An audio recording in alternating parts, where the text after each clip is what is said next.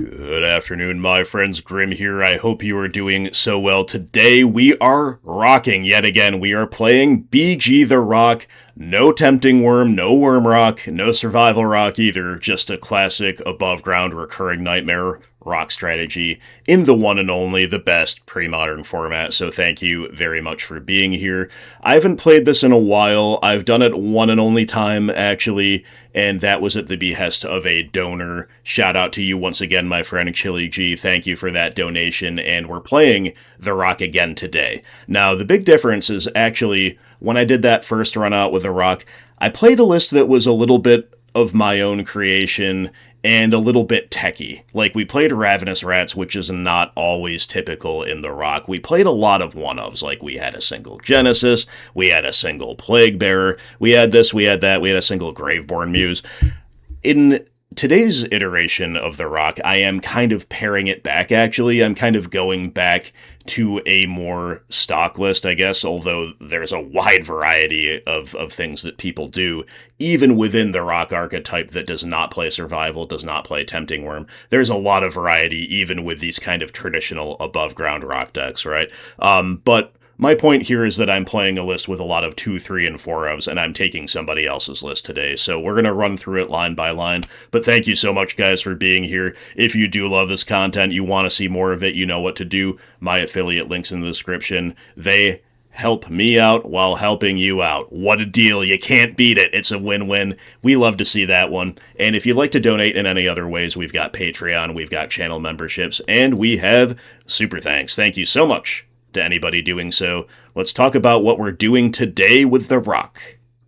24 lands, my friends, an identical land base to what I ran out last time with one glaring and malicious exception. Volrath Stronghold, what a cool legendary land. I'm excited to see how this does for us. I think it is very strong in theory.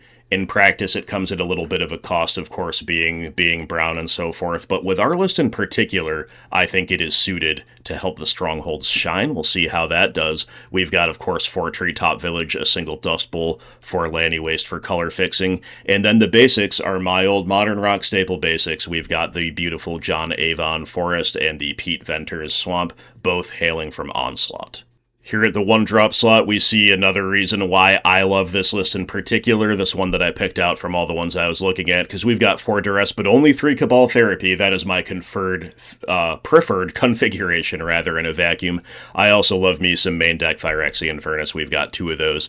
And Wall of Roots is not a card I played last time. My mid-range instincts compel me away from this card. It is kind of value negative. It is not proactive either, except insofar as ramping is a proactive thing to do, which in this strategy it is. But to me, whether this card fits or not, it kind of depends on your top end. So just like I think Stronghold is a good fit with this shell, I think Wall of Roots is a pretty good fit in this shell. It's a nice 3-3 split between Roots and Blossoms, quite appealing to me.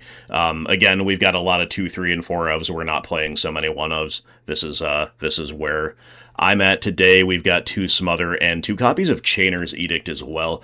This is a card that people always ask me about. Why don't you play it? Why do you play Diabolic Edict instead? We've talked about that a lot, but this list is running a solid 2 of for Chainer's Edict, and I'm happy to try it and see how that goes. We do have the traditional 2 Recurring Nightmare and 4 Pernicious Deed. I was only on 3 last time out, so we're really going to let this card rip today.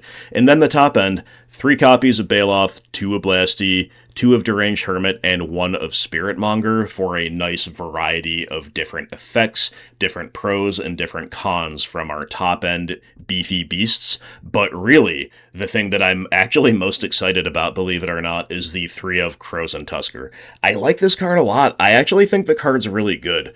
Cycling while tutoring a basic land is actually like a really sweet 2-for-1 with some amount of selection involved in kind of a narrow way, but still there's like a 2-for-1 with selection that also doubles as a massive 6/5 that you can hardcast, and if that's not enough, it's got amazing synergy with Volrath Stronghold and with Recurring Nightmare. So I actually liked the look of this card a lot in my first look at The Rock, and I only played it as a 1-of. I seem to remember it performing kind of well as a 1-of. So when I saw the 3 of in this list, I was so thrilled, and I was all in. Sideboard, my friends, is where I was most tempted actually to make changes, but I decided not to. But, like, I wouldn't normally build a sideboard like this. I wouldn't play 3 Crypt without having, you know, maybe a 3rd Furnace in there before the 3rd Crypt. I want Soul Rend. I always want to play Soul Rend. Where's my Soul Rend? Where's my Tranquil Domain? You know, stuff like that. But it is a sideboard that has a lot to be said for it. We do have, as mentioned, the 3 Crypt. We've also got a Haunting Echoes, which is a card that I do like a lot.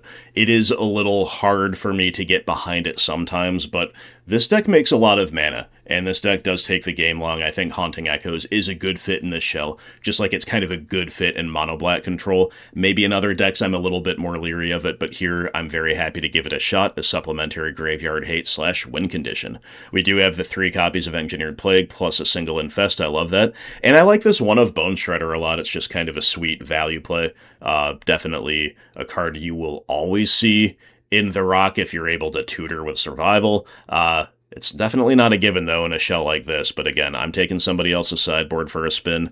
We'll see if Bone Shredder has anything to say here in our matches coming up. 3 Naturalize and a single Nantuko Vigilante is a pretty nice spread of disenchant style effects, and then a couple copies of Spike Feeder, rounding us out with a little bit of life gain. So thank you, as always, my friends, for being here.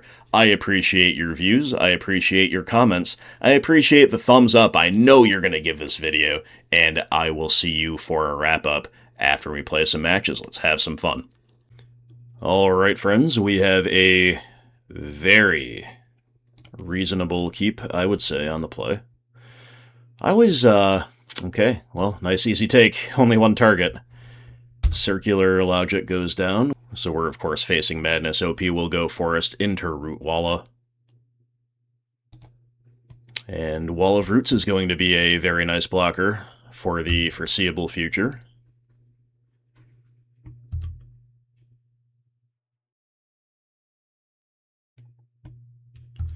OP found a Wild Mongrel.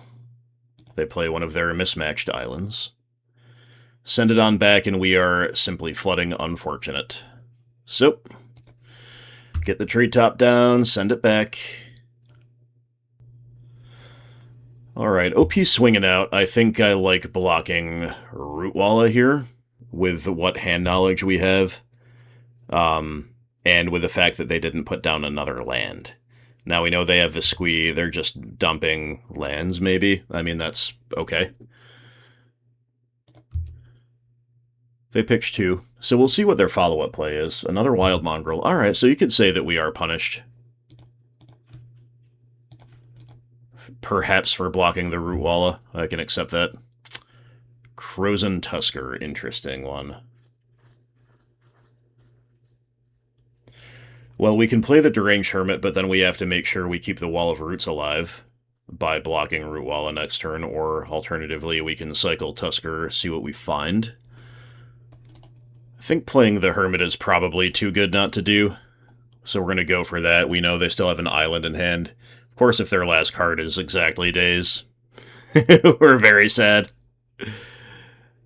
But it is not. Alright, interesting. There's so many different ways here that we could block. We know they have at least 1 very free pitch with Squee. I think I want to take a creature off the field. I think double blocking Rootwalla here is fine. Honestly, I don't mind sort of letting the mongrels through. I know we're taking a good amount of damage this way, but we'll get to pay for Echo, after which the Wall of Roots block is a lot more alive. We get to keep the Hermit and a critical mass of squirrels on the field, so their attacks are going to be a lot less free next turn than they were this turn, and then of course going forward, we're going to out-top deck them on average. Alright, we've paid for Echo, we've drawn a dud in the form of Duress.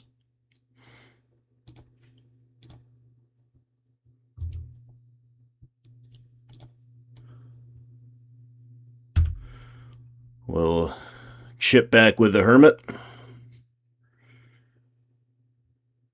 And we'll say go. Alright, OP swinging with just 1.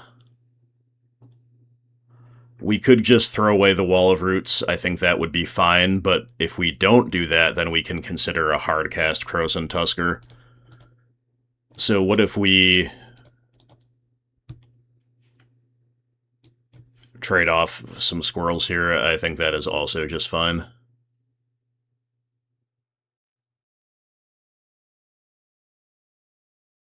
They pitch Survival of the Fittest. Okay, interesting. Oh, they have another one? Got it. Alright, so that survival is mightily awkward, but hopefully we've done enough here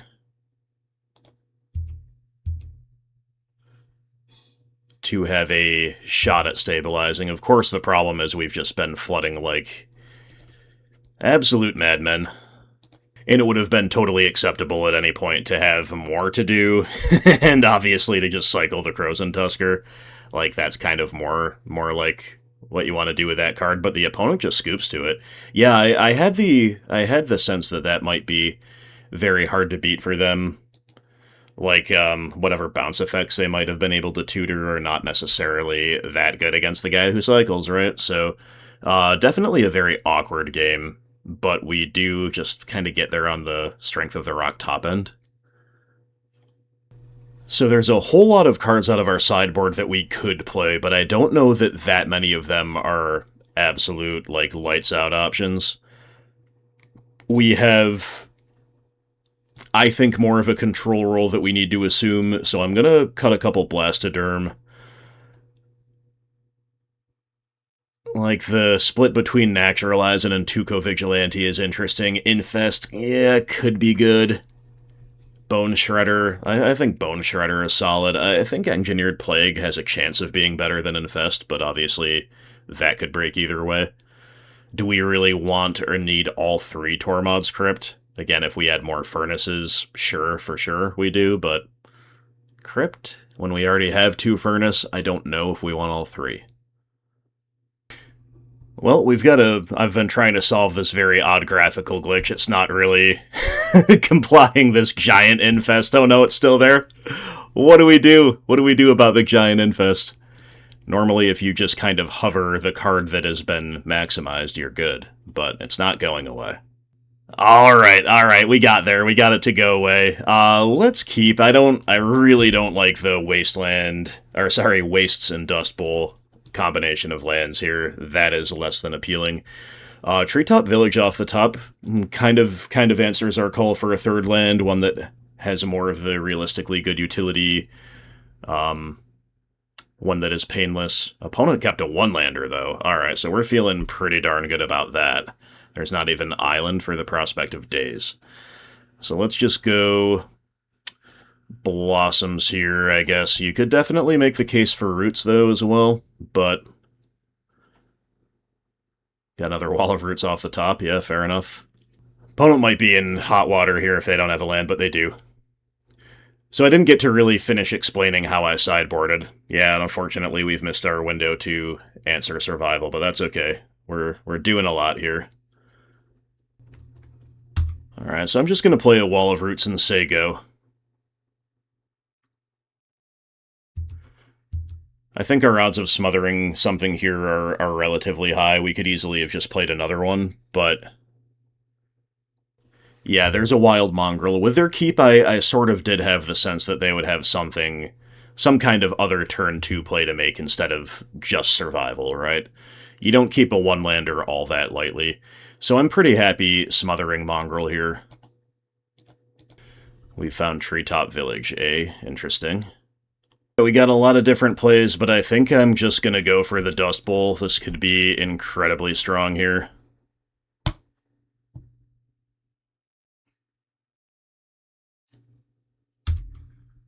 We're kind of keeping our powder dry with Wall of Roots. I do want to keep it at 4 toughness, at least until we are deploying the other one, right? They do have a natural Squee, so they'll just cycle him away. Go get another Wild Mongrel. Spin the wheels a little bit. Back to us, Pernicious Deed. Alright, well, that's definitely live, but I think we want to let them go a little wider into that. So I'm going to begin by cycling Krosan Tusker. We're going to go get a swamp, I suppose. See what we draw. Wall of Blossoms, cool. Llanowar Wastes, okay. So, we are beginning, my friends, to bury them. It's a slow and dirtily way, and we could have done a thing or two differently. And they're getting survival of the fittest value, you know, you can be assured of that. But if they do just play out the Wild Mongrel, it's going to be a totally fine time for a Pernicious Deed. And they do. So we clean up our own walls that way, but we've gotten value out of all of them. We don't have to deed either, but I think maybe we should before the survival gets too much further out of control. Alright, so it doesn't look that exciting, but it kind of is. It kind of is really exciting. Because again, both of our Walls of Blossoms cantrip, the Wall of Roots did some blocking and some ramping, and then, you know, having extracted value out of the walls, we've got their Mongrel, we got their Survival, we got their Basking Rootwalla. Waterfront Bouncer is their play, sure. So I think this should be a setup turn.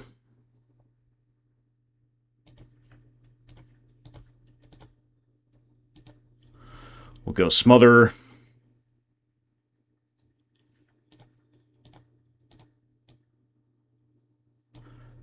We'll go Wall. And then we'll tick down to attack with Treetop Village. The latter part of which is kind of unnecessary, but like with Krosan Tusker coming down the pipeline, I think we're going to give them more than they can handle. This way we also can beat a Daze on the Tusker next turn, or if they're just kind of passing, holding up permission, maybe we just attack. Volrath Stronghold, that's pretty good as well. Fascinating. So the Stronghold makes me want to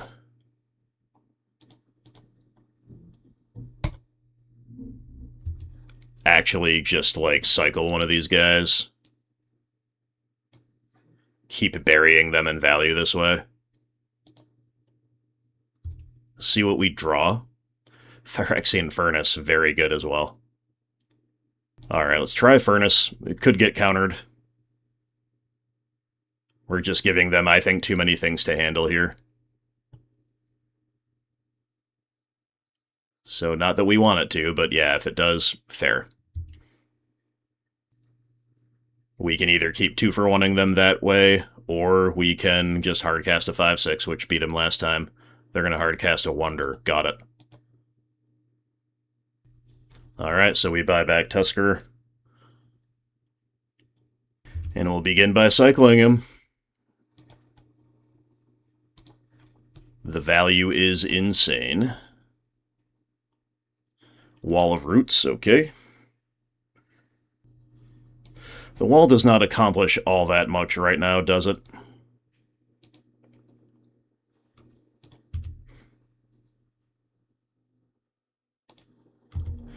But we'll get in for 3 while the getting is good, and we'll use the existing wall to buy back Tusker yet again. Opponent's able to race back with a flying 2/2, but we're winning the race overwhelmingly before you factor in anything else. We are no longer winning the race overwhelmingly. They've got an Arrogant Worm. Got it. Alrighty, well. Buy back our 6/5, and we're just going to hardcast them now. Alright, get the wall down. Get the Tusker down, and see what OP's got. Frantic Search, yep. Cycling away Squee and Careful Study. So, some good ones to bin overall, but nothing with Madness. And then it's just another 4/4. Got it.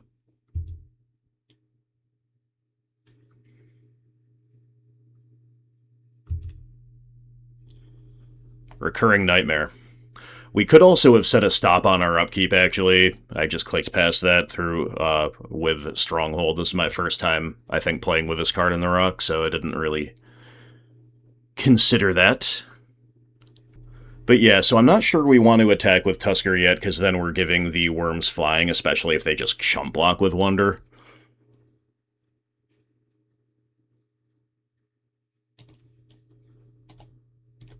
Let's do the Recurring Nightmare thing instead.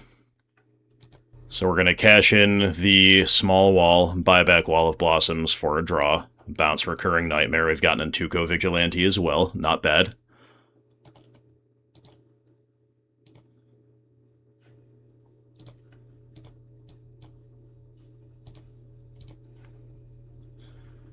Put Recurring Nightmare back down. Cash in the wall to buy back a Krosan Tusker. And then I'm going to choose to play the Nantuko Vigilante morphed. You could do this a lot of different ways. I'm playing very cautiously here. I'm making sure if they find Survival of the Fittest, I have a guaranteed out that won't get countered. And I'm also not exposing Recurring Nightmare to an Actualize this way. Of course, putting it back down would have been live as well. We can also buy back something with Stronghold if we like that better than taking a draw step. And I think in this case I will just buy back Wall of Blossoms because we have more than enough mana to accommodate such a thing. It's just kind of a free roll. So we get to start off our turn that away. Just find a swamp, eh? Right, it's probably time to start attacking with the Tuskers. I really don't think they can win once we start doing that. Attacking with just one, I think, would have been somewhat medium, somewhat sketchy. Against their double worm plus wonder board, it gives them a lot of different options. Yeah, okay, so they do just chump with wonder. Makes sense to me. We can try Recurring Nightmare, see if it gets countered.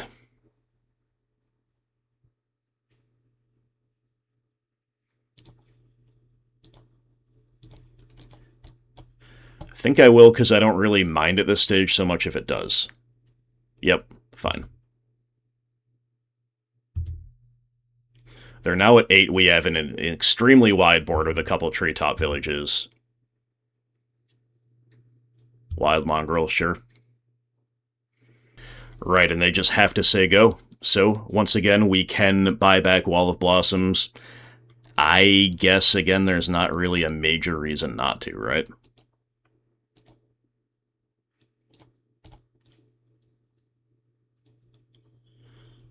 I know they're a bit of an afterthought against all that flying, but we could find a way to get Wonder out of the bin, and then they're very good. And if not, it's just, again, something that we can rather easily accommodate.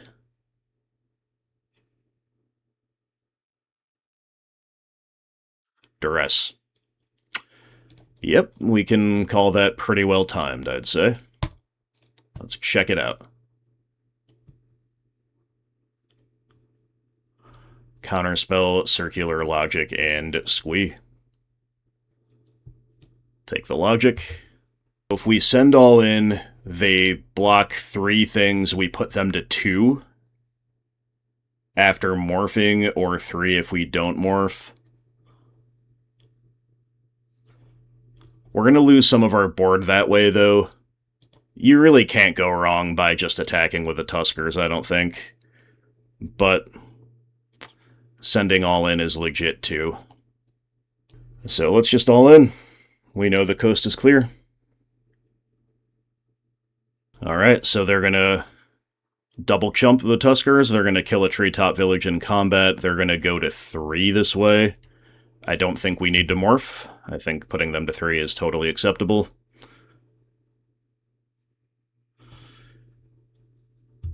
And then we just say go.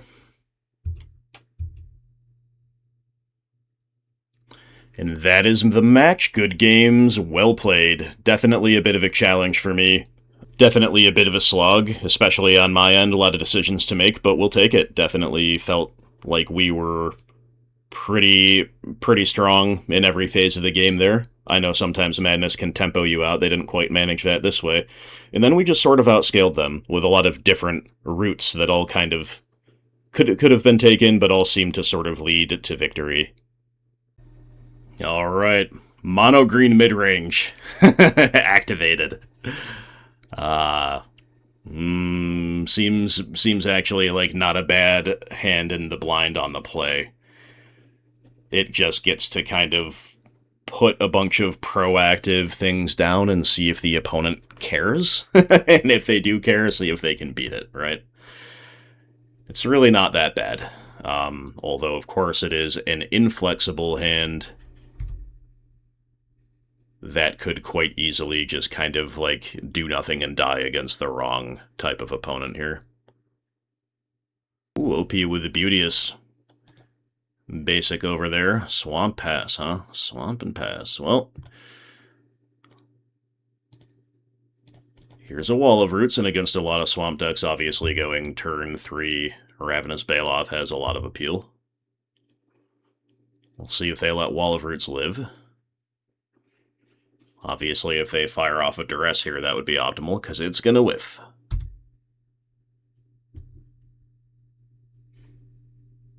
Withered Wretch, I see. Well, yeah, we're now at the point where we do just go for the turn 3 4-drop here. See if the big goon can pressure them enough to cause some problems. It'll be a little risky if we do that next turn, though, with Hermit, because then we could potentially end up not paying for Echo, right? If they find a kill spell for Wall of Roots. They go Phyrexian Arena. Obviously, that's pretty good. We are just flooding off the top, huh? So we might really have no choice but to go for the Hermit here. Alternatively, we could just play it a little slower. We could go Treetop Village attack for 7 and get the other village down. That might actually be better. I think that's actually better against Phyrexian Arena, although it depends a lot on what both players draw. But that's what we're going for, my friends. Then we, as mentioned, get that other village down. We get to say go. Again, they may, this turn, if no other turn, they may fire off a Duress, and then we get to kind of claw back some of the card advantage that they're earning here. They go Mountain, okay. Machine Head confirmed. Hippie. Yep, the 2/2s are not the greatest here, but they do now have Lightning Bolt represented. We've drawn a Recurring Nightmare, which is a very, very fascinating one. We'll begin with a Baloth attack. Obviously, Withered Wretch is something that disrupts Recurring Nightmare plenty well, but they go for a double block. Okay, we'll take that all day. I know they probably have more creatures where that came from, so that feels like the move to them. We could now definitely have a little fun with a Recurring Nightmare. And that is pretty good, but I think, once again, I'm just going to do the more obvious thing of Deranged Hermit here. I think we are just most straightforwardly powerful this way. Lavaborn Muse, yeah, don't really care. So we don't pay Echo. Recurring Nightmare, buy back the Hermit. And OP will scoop before it even hits the field. Alright. Nice victory, G1 against Machine Head. Red Rack style, we assume, with that Lavaborn Muse. And we know Phyrexian Arena's in there, so I'm gonna probably play, like, 2 of the 3 Naturalizes might be about right, until we see more plus Nantuko Vigilante. Probably not Spike Feeder. I don't know, I'm not used to evaluating this card. I never really have it in my own decks. I'm gonna say probably not. Infest is, I think, worth it as a one-of. I know it doesn't tag Lavaborn Muse, and I know they have other things, but they do have Hippie and Wretch confirmed. They might play Ravenous Rats. They might play Grim Lavamancer. Bone Shredder, I'm going to wait on. until, again, we confirm maybe Lava Man. I don't know. You could still maybe want to play that, but I think our main deck's pretty good. An Engineered Plague or two might not be totally amiss as well. But again, like, what do we cut? I think our deck is pretty spectacular here. I think I'm moving away from discard quite heavily. And if we just play, like, one E-Plague, then we don't have to cut anything of our, like, threats in action, which is possibly a little aggressive, but might be correct as well. We could also move away from Furnace until we see proof, but surely they're on Lava Man and or Skeletal Scrying, so we'll just run it like this. I think this is the highest floor and is likely to be the best until we confirm what other specialty options they may or may not be on. They're going to take a Mull, which is a heck of a start for us. We'll keep a slightly awkward hand, right? We don't know if we want Vigilante and Naturalize both in the opener. We just don't know. And then we have an Infest that we currently can't cast, and a Ravenous Baloth that we currently can't cast for different reasons. But OP, after mulling, will then whiff with a Cabal Therapy. They named Duress, which is a totally fine name, but it does not do them any favors in this particular case. But now they know to play around all of our effects, at least, including not going wide into Infest, not exposing things to Vigilante or Naturalize, etc. We've drawn Pernicious Deed as well. Seems pretty good. I just kind of want to hit a land, though.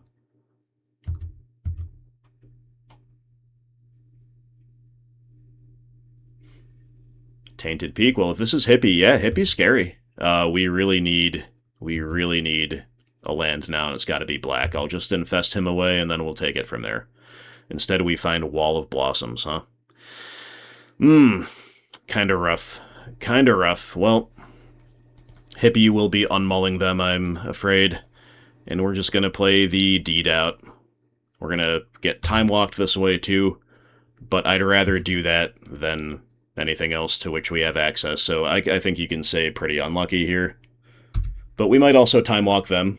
You know, there's that. Deed has that effect on people. They knock Infest out of our hand. I guess I'm not heartbroken about that in a vacuum, but in practice it was actually our only other form of removal, but whatever. We draw the fourth land. That's fine, I'll take it. We're obviously just gonna Deed away the Hippie here when they go to combat. OP is totally functional with their own lands. 4 of them, and making 2 red mana twice. They got Lavaborn Muse as well. So sure, we have Phyrexian Furnace, seems good. A lot of different things we can do here.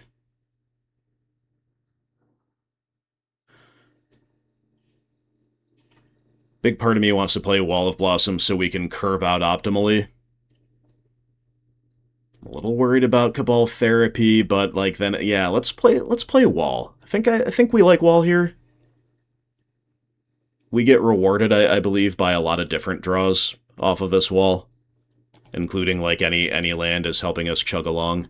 Treetop Village, I would say, quite rewarding. So yeah, and then as mentioned, we get to get the Furnace down, exile. We're probably cantripping with that on the end step. Wall is going to block Lavaborn Muse really well here, of course. So yeah, lots to like about that play. There would be a lot to like about playing out Baloth or Blasty, though, as well, right? So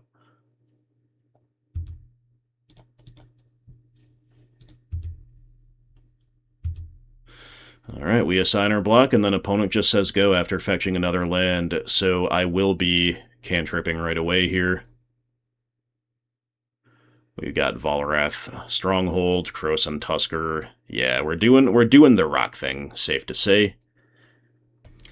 Alright, well, I think our primary incentive is actually to just continue outgrinding them in this exact stage, so while, once again, playing Blasty or Baloth would be good, I'm actually going to value the Tusker cycle, and then the Stronghold buyback.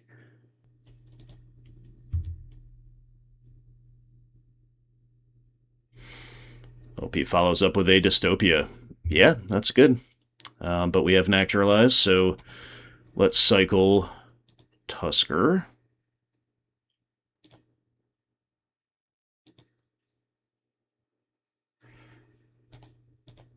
We are not getting to activate Stronghold this turn, unfortunately, but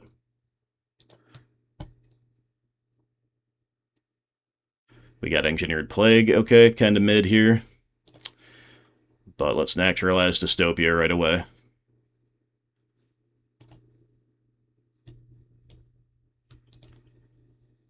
Then if we want, on our upkeep, we can buy back the Tusker.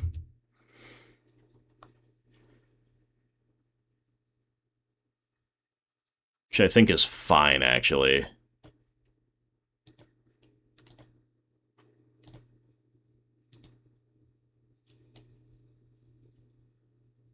It's a heck of a loop against a deck like this, it really is. And I'm just going to once again say go, keep burying them in value. We're not particularly soft right now to Cabal Therapy, because it's whatever they name, it's just a 1-for-1. And the onus is on the opponent to somehow disrupt our loop or make us need to do something else. Alright, they do have Cabal Therapy.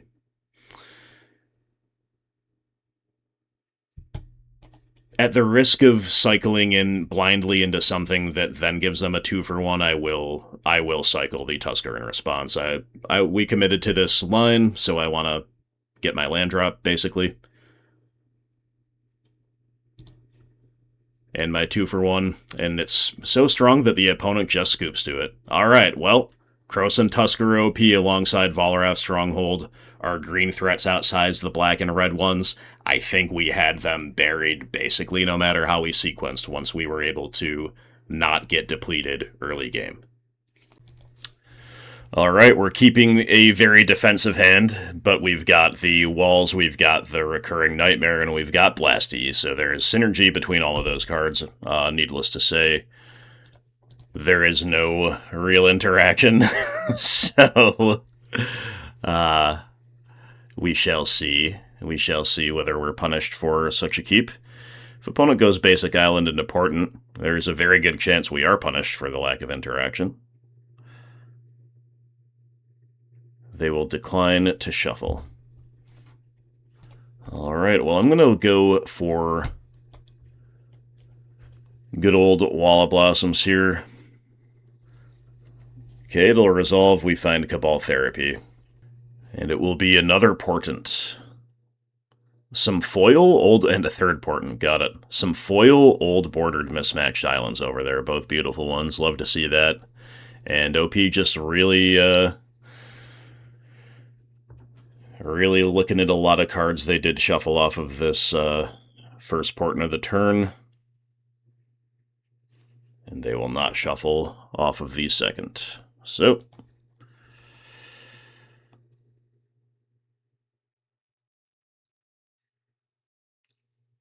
Llanowar Wastes. Got it. Definitely seems good. So now we know we can cast Cabal Therapy, so let's just lead on another Wall of Blossoms. We're going to get, obviously, the Therapy going next, followed by a Flashback. So with them totally tapped out, with them presenting double island, it could be a variety of decks. I think naming Counterspell has got the most generic likelihood of hitting. And it's a hit, so we get a Counterspell, and then we're going to get to take 2 Dreadnoughts after that. Love to see it. Absolutely love to see it.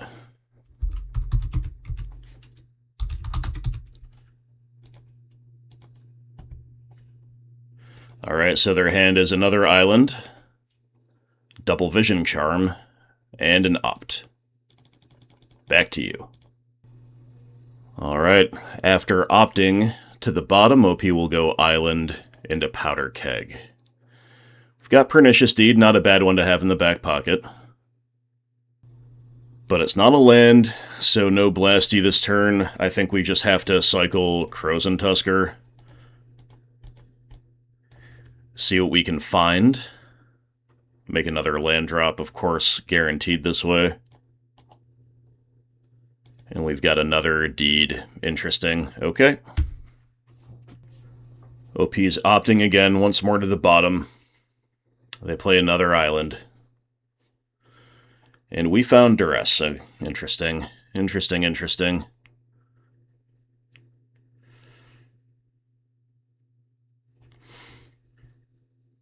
So I guess we've just got to go Duress into Recurring Nightmare here. They have yet another island rolled up. No big deal, obviously.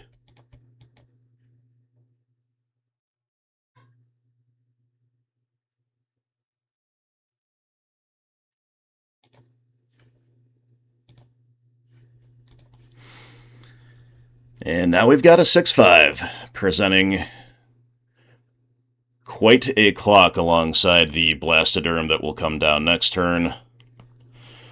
We could also attack with Treetop Village. We could also, like, get a Pernicious Deed down to cover us from them top-decking the combo a little bit better. Lots of different ways to play it. We'll see what they do.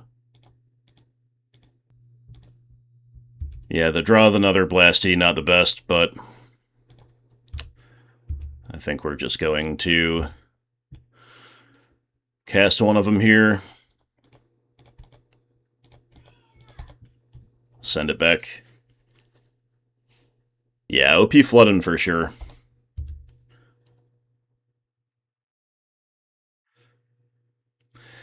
And now we can just go for lethal. It's probably correct. Ah, they'll stifle our Treetop Village. Cool. But after doing that, they're conceding. Alright, we'll take it.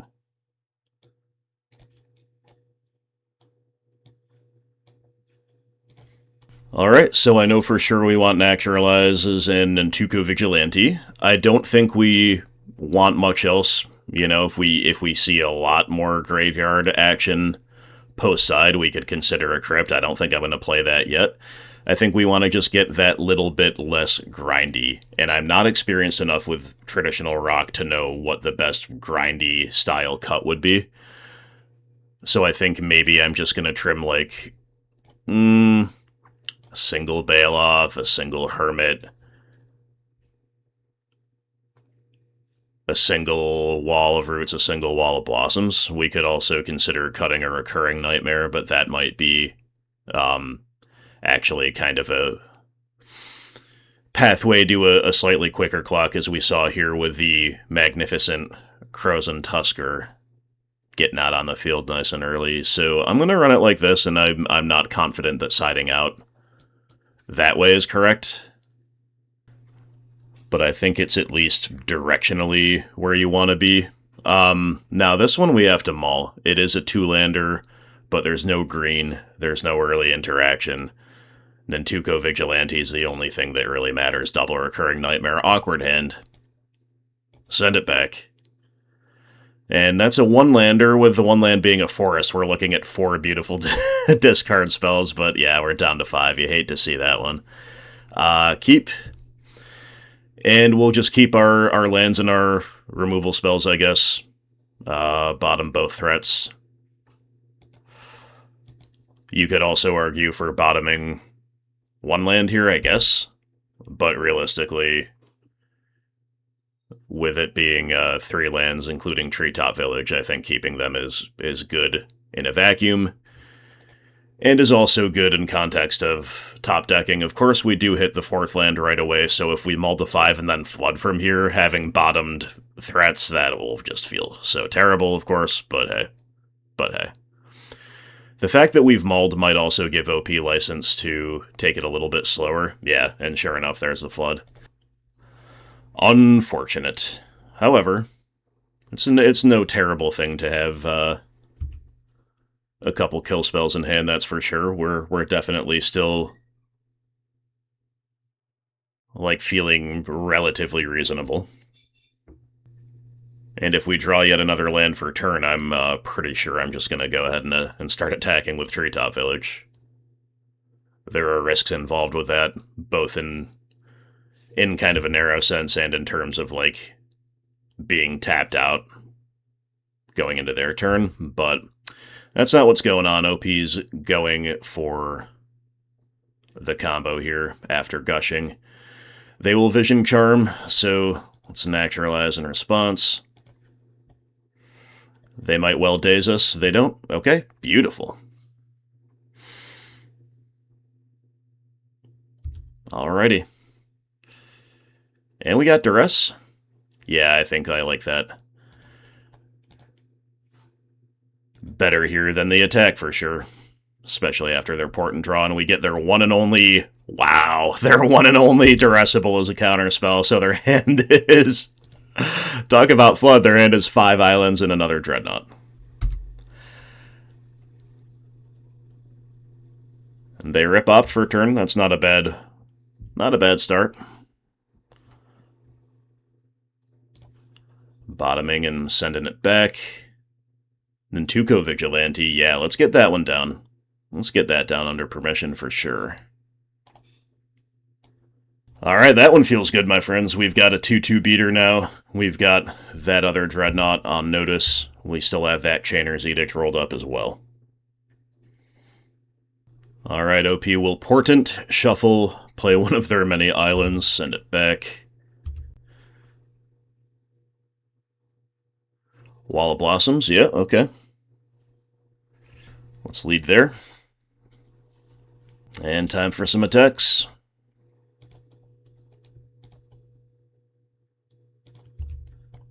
Needless to say, another land is not really what we want, but at least it is a second black source for whatever that might matter. We're getting close to a flash-backed Chainer's Edict as well. Should the game go long enough for that to matter.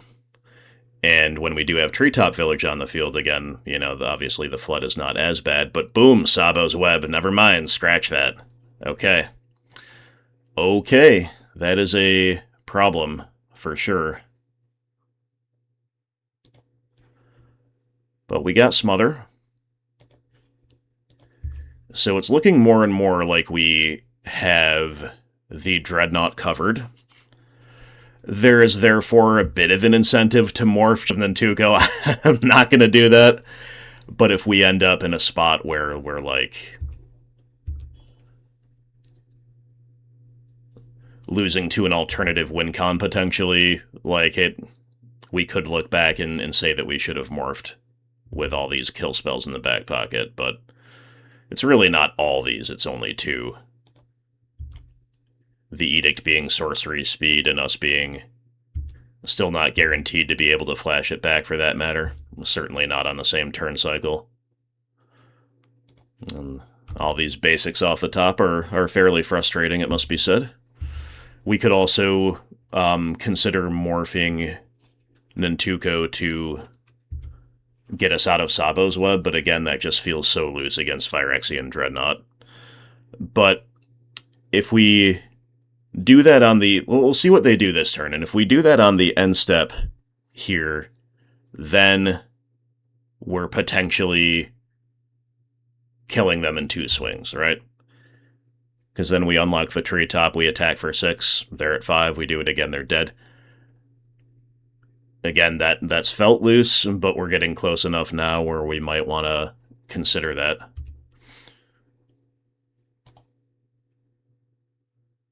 I think I will. Let's go for it. The other reason it has felt loose is because we've had, you know, the prospect of just another web. But they haven't showed us that yet. So we are trying to turn the corner, my friends. We'll see if it pays off. There's another treetop village, okay. Seems actually very good unless they top deck another web and have the combo and have permission. I have long since stopped tracking their islands successfully, so I don't know if they have any left in hand. They probably do. They have a full grip. They play one. Let's say that we don't know about them. Let's say we don't know about anything from here.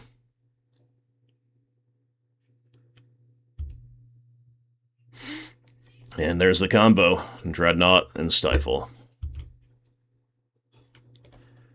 And step we go for a smother. It resolves. Okay, very good. Opponent says GG. Good games, well played. We do get there against a flooding Dreadnought opponent, but we also flooded, we mulled to 5. So flipping Vigilante proving to be the winning line there, not without its risks, of course, but having Dreadnought covered with other things, we did eventually decide to go for it.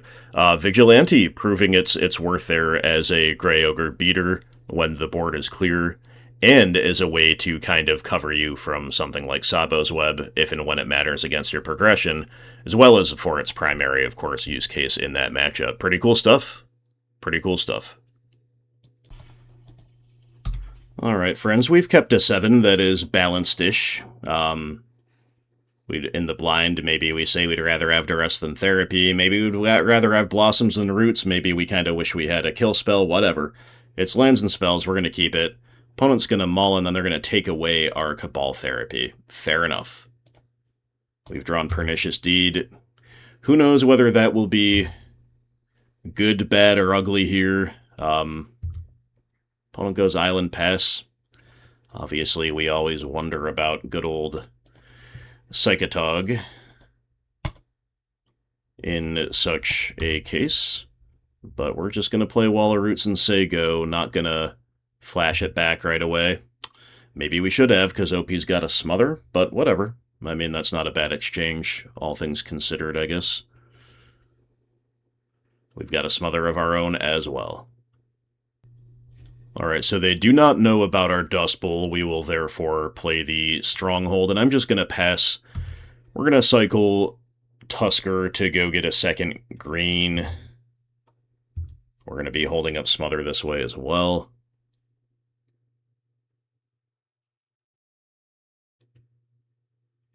Well, he's kicking it off with a Gush. So we might see a Tog hit the field, but no, it's accumulated knowledge, okay.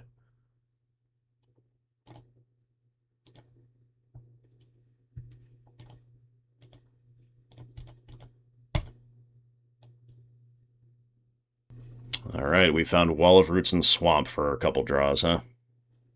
I think I'm actually just supposed to go Blastoderm here.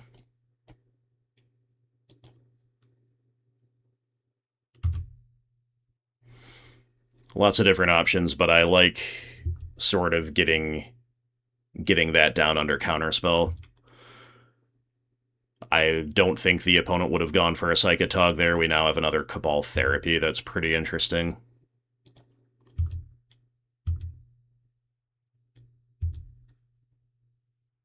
So we attack.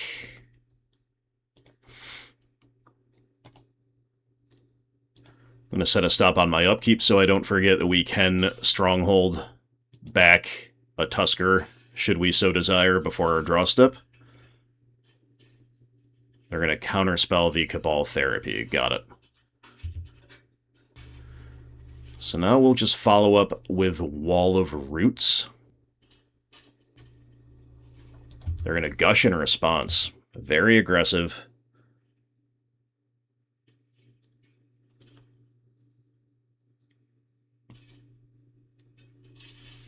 And they're foiling the Wall of Roots. I'm going to call that a win. I'm going to call that a win. I know why, because it would be a really good play. We can Stronghold back the Tusker, and then we can flashback with Cabal Therapy. But this is pretty good, too. Because now we just get to keep beating with Blasty,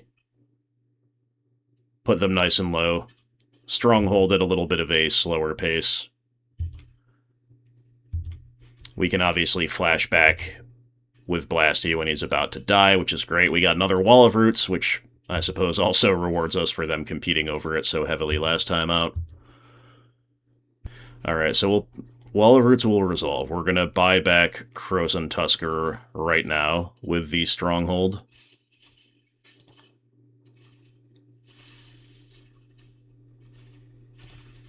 And then I'm flashing back here, just naming Psychatog. I know we have that card covered, but I still think this is the best way to not lose in the long run. Like, to their nut draw from here. And we whiff. 3 pieces of permission and 2 lands, got it.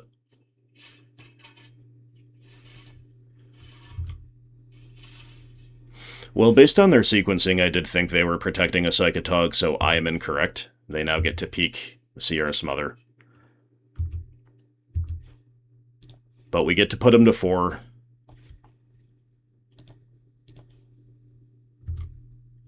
And then flashback with Blasty to take counterspell, I suppose. And the draw of Tusker, as we knew was coming, pretty darn good. So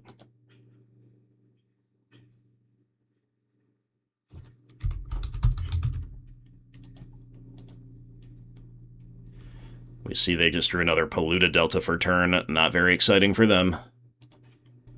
Cycle the Tusker. Find yet another forest.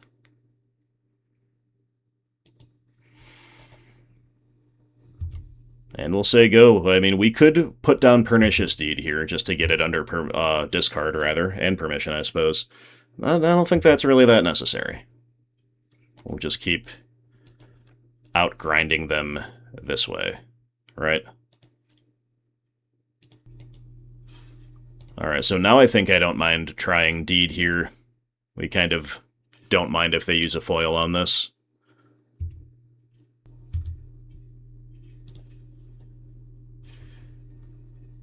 And they do, which is totally fair. So we're cycling the Tusker yet again this turn.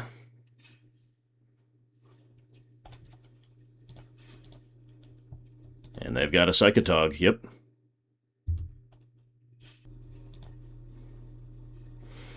We found Deranged Hermit. I see, I see.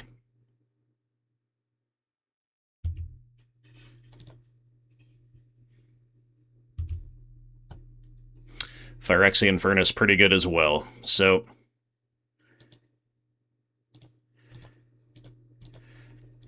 begin with our Smother. Their last card was a counterspell. Okay, that's very good. I think they still have a Polluted Delta in there as their last card. So, I mean, the last card that we did not know about. Yep, pretty good.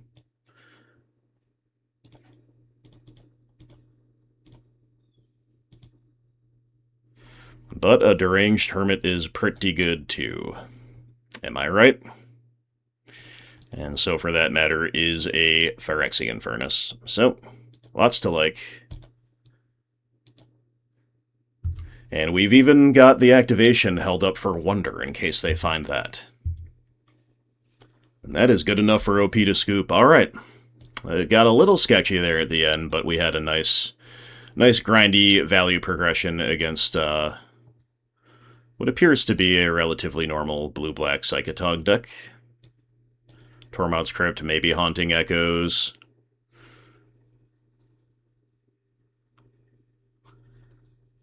Unless we see anything too crazy, I think I'm kind of fine running it like this. I'm going to sideboard conservatively until we see more than we already know about.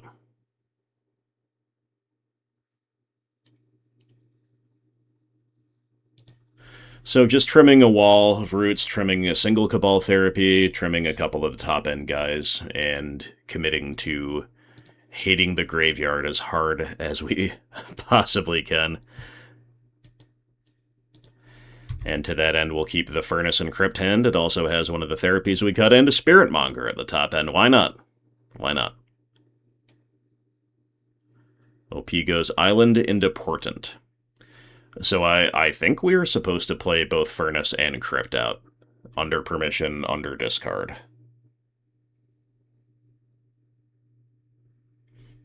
With all due respect to the possibility of days, I think that is about right.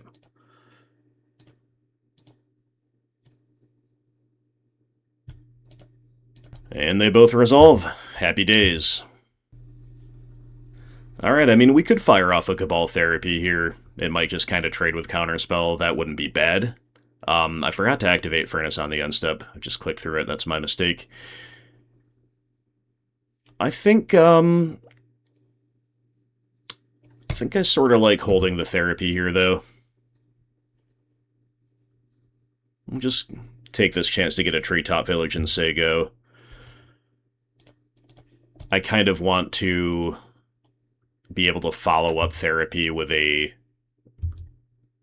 threat on the same turn, or wait for a synergistic piece alongside it, or what have you. And I think the draw go definitely favors us just fine here. Ravenous Baloth, sure. So we can now justify a therapy knowing that we have a threat to cast next turn. I guess we'll go for it. We don't have to still, but I will. Let's find out what's going on. Yep, counterspell, sure. Not the end of the world, because now one counterspell down, right? Even if we don't find another discard or a synergistic piece, we can just play Baloth next turn, Spiritmonger the next, in lieu of nothing else that is preferable to that. And then we've got a Stronghold coming off the bench as well. Duress makes things a little awkward, but in a good way.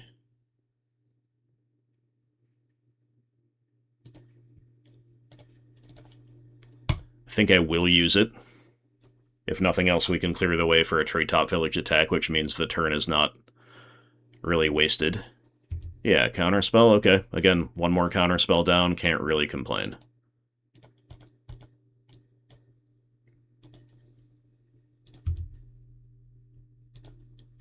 So here we go, swinging out. Sending it back. Alright, OP kicking off with a Gush. Swamp. Psychatog. Yes, I see. Okay, so we exile the Furnace, and they picked a good time for the Tog, because we are fresh out of answers, my friends. So, with that in mind, I think I'm going to play Baloth here over Spiritmonger, is that correct? I don't want to get it dazed, and I kind of want to have regen up for Spiritmonger as well. Maybe that's all a little loose, though. Maybe I should be. But this way we also get to hold up the Furnace activation. There's a lot of things to like about playing the Baloth, so I guess I will just kind of narrowly make that choice. We'll see if there's a foil forthcoming, perhaps. There is. I see. Alright. Alright, OP's just gobbling up the graveyard while the gobbling is good, I guess. At least part of it. I really don't mind that. We'll take 3.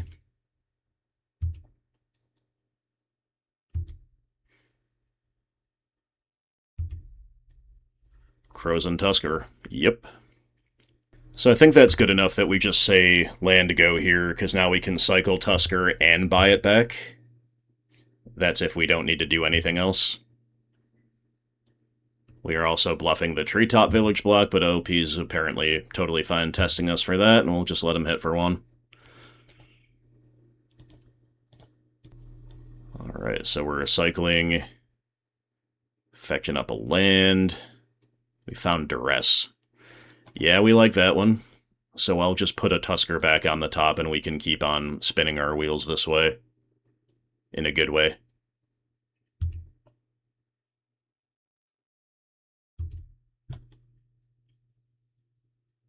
Okay, lead on the Swamp into Duress, see what they've got over there. Decide whether to follow up with Spiritmonger or keep doing the Tusker thing. Counterspell, sure. Okay, so we'll try Spiritmonger, see if there's a foil. Hope that they just don't have an Edict effect. We're going to Gush in response, okay. And there is a foil pitching Bosium Strip. So cool, Bosium Strip. Absolutely love that one. Alright. So now, again, with our Furnace going unchallenged for so long, I think just taking 4 cards out of the bin with Tormod's Crypt is pretty good. We've gotten our X for 1s in other ways. We'll have a guy bigger than Psychatog stick one of these times, again, especially with the inevitability of Stronghold on our side. I'm not worried about it here. Chainer's Edict. Now that's a good find as well. So I guess we should begin, my friends, by cycling. come up with another swamp off the top.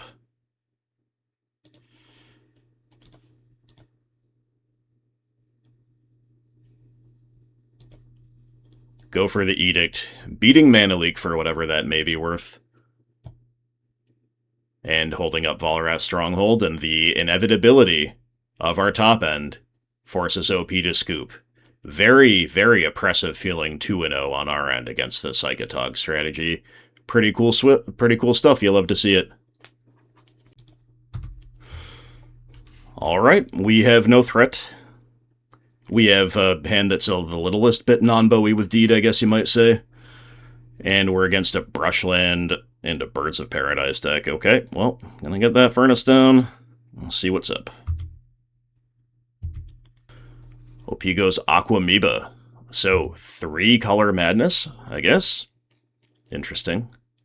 New one to me. A new one to me. Chainer's Edict. Yeah, that could be good. I think I might do that rather than play Wall of Roots, because we are kind of winning if it resolves and winning if it doesn't, I think. Alright, they respond to the Edict by activating Aquamoeba, putting in a Rootwalla. Is that the sacrificial fodder of choice? It is indeed. Good enough for me. I'm just trading a card for a card, getting to clear something out of the bin with our Furnace. That is not nothing. And again, we are aiming for something like a bigger Deed. Again, we kind of need to let them go a little wider, or find a way to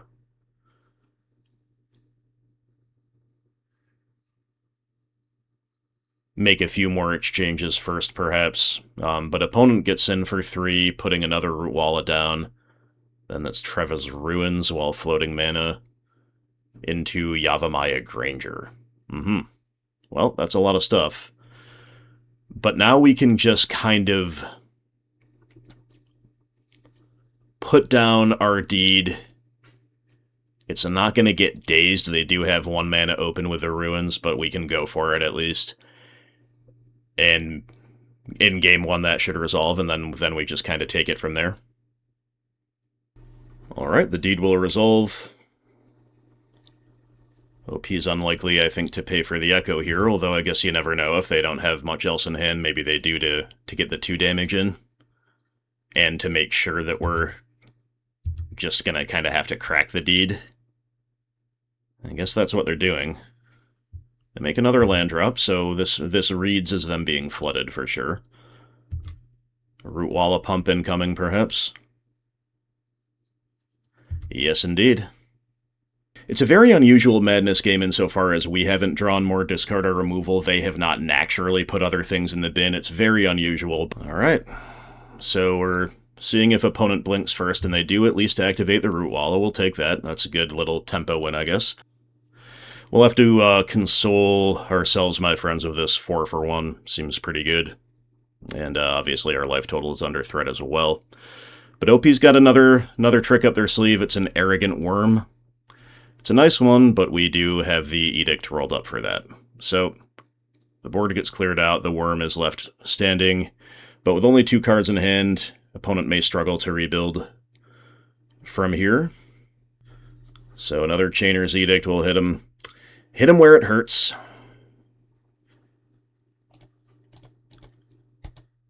And then we'll go to 9, play a Wall of Roots, finally find a window to get the Treetop Village down, Krosan Tusker in the back pocket, Deranged Hermit, for that matter, in the back pocket. Lots of really good stuff here.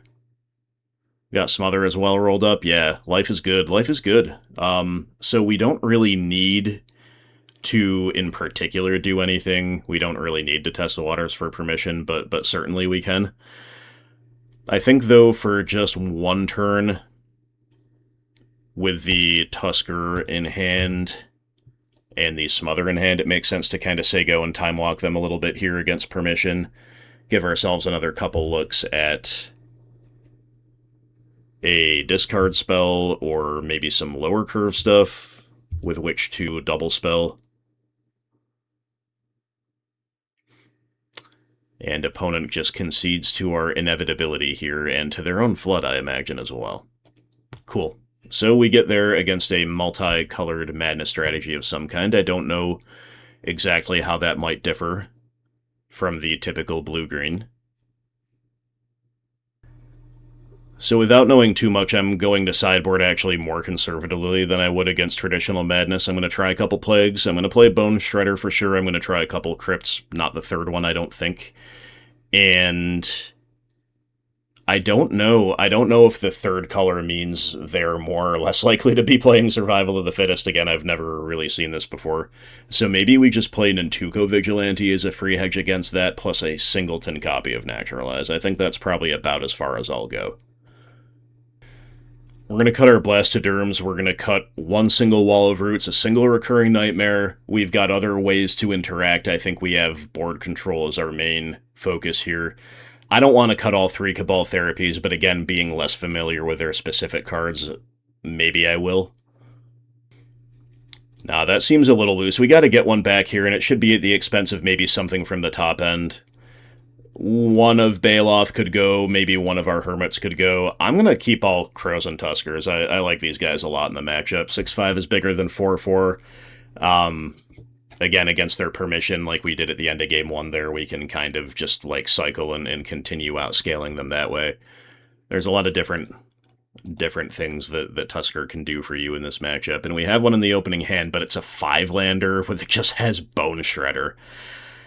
I mean, maybe we're supposed to mulligan this one, but I think I actually am going to try keeping it. Like, we definitely can operate better in some ways with a lot of lands than with no lands, right? And we've got our one of Cabal Therapy off the top. Sure, I'm just going to try it here naming Survival. Who knows? Who knows if it's even in their deck, like I said, during sideboarding, but we'll give it a shot. It is not. Meddling Mage, Gilded Drake, Mana War, totally different vibe. Alright, so after our big whiff, OP fetches a wonderful-looking Plains. Some beautiful basics over there, and they're going to play that Meddler out. Naming Cabal Therapy. Okay, well, we don't hate that. We already used the only one in the deck. We drew Duress, which you would think would be good, but we know it's going to whiff, besides maybe finding whatever they just drew for turn. But we're going to save that for a later stage of proceedings, for sure.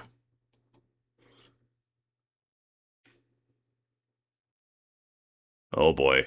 Compost, huh? Okay. Okay, dude, okay. Hate to see it. Ravenous Baloth, but now's a really good time for a compost. Or, now's a really good time for a Bone Shredder.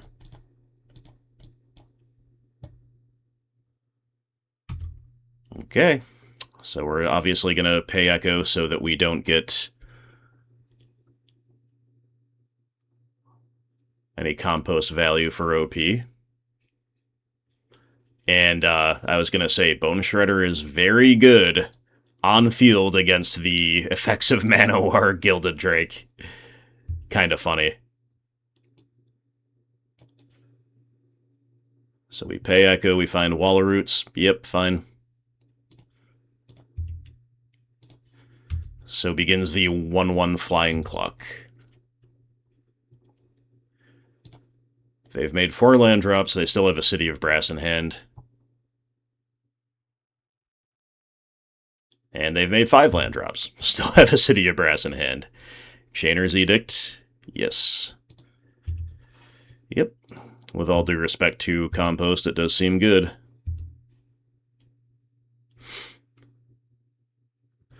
So, I think playing Wall of Roots here is fine. Again, Gilded Drake, Man of War, they're not particularly good against it. If they want to compete over this with permission they may have drawn, so be it.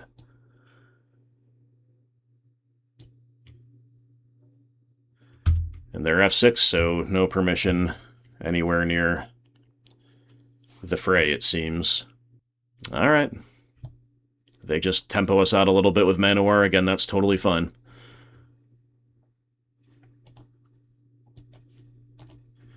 I guess it's technically... A little more optimal here to therefore use the wall.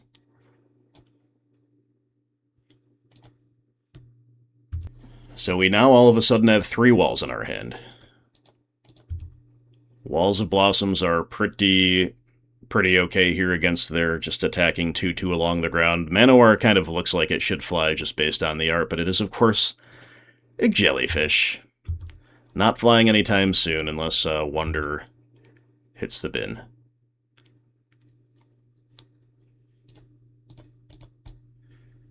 So we'll begin with Wall of Blossoms. Tormod's Crypt is definitely interesting. I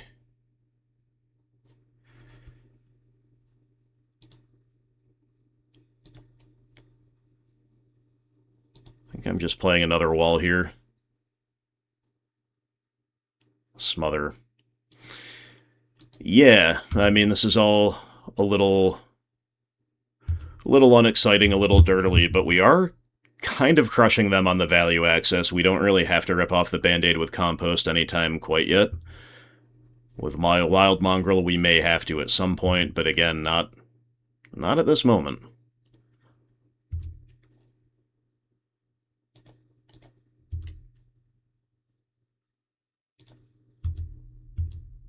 Alright, so we'll attack with the Shredder. It's really clocking away, isn't it? Play Swamp, play Wall of Roots. I still don't think we want to play Ravenous Baloth. We don't want to give them the Baloth, right? With Gilded Drake involved. So we could play Tormod's Crypt as well, but I think I'm supposed to hang on to that until they maybe start getting a little crazier with Wild Mongrel.